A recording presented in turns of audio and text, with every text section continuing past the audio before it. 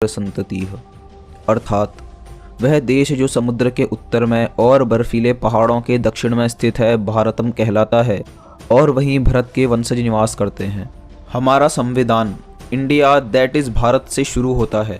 India वह नाम था जिससे यूनानी हमें वर्णित करते थे, जबकि भारत या भारतवर्ष मूल निवासियों द्वारा इस्तेमाल किया जाने वाला नाम था। इंडिया नाम सिंधु नदी से लिया गया है जो देश के उत्तर पश्चिम में बहती है। यूनानी हमें इंदोई यानी सिंधु के लोग कहा करते थे। भारत व्युत्पत्ति भारत का नाम राजा भरत के नाम पर रखा गया है जो कौरवों और पांडवों के पूर्वज थे। वह राजा दुष्यंत और रानी शकुंतला के पुत्र थे। तो चलिए आज हम आपको उन महान राजा भरत की कथा बताते हैं जो शायद आपने पहले कभी ना सुनी हो।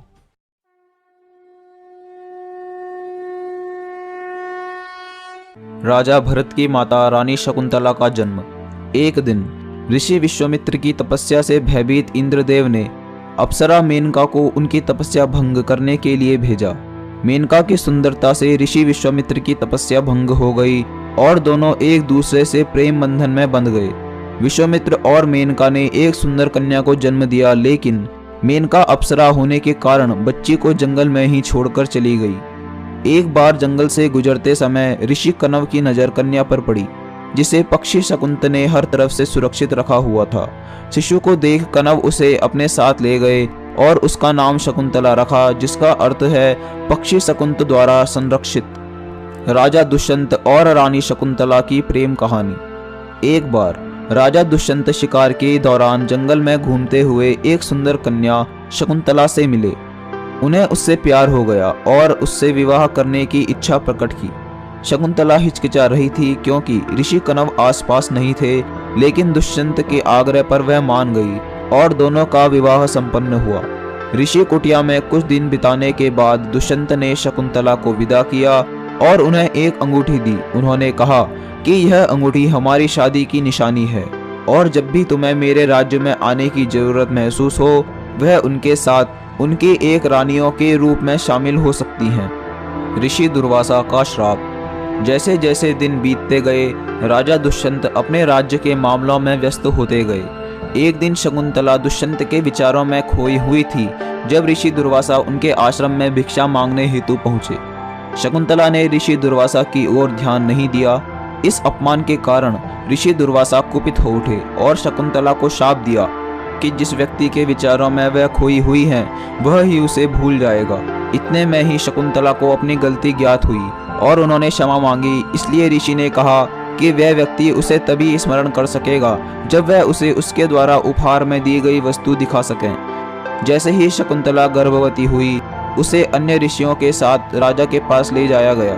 राजा ने उसे अपनी पत्नी के रूप में स्वीकार करने से इनकार कर दिया, जिससे उसका दिल टूट गया और वह उदास हो गई।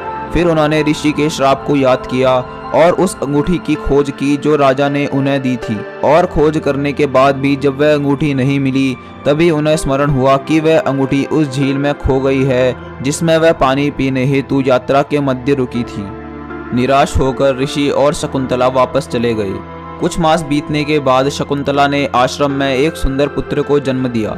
फिर एक दिन एक मछुआरा शाही दरबार में एक मछली लेकर आया जिसके पेट में उसे एक अंगूठी मिली थी।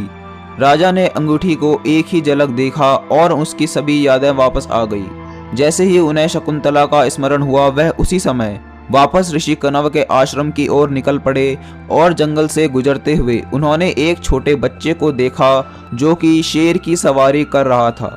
आश्रम पहुंचकर पता चला कि वह बालक कोई और नहीं बल्कि उन्हीं का पुत्र था जिसे शकुंतला को श्राप के कारण आश्रम में ही जन्म देना पड़ा और उसका नाम भरत रखा गया था।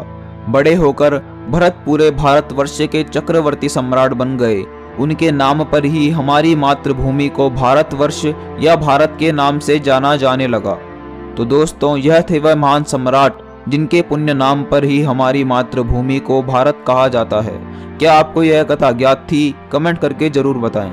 यदि आपको यह वीडियो पसंद आई तो वीडियो को लाइक और शेयर जरूर करें और साथ ही हमारे चैनल को सब्सक्राइब करके नोटिफिकेशन बेल भी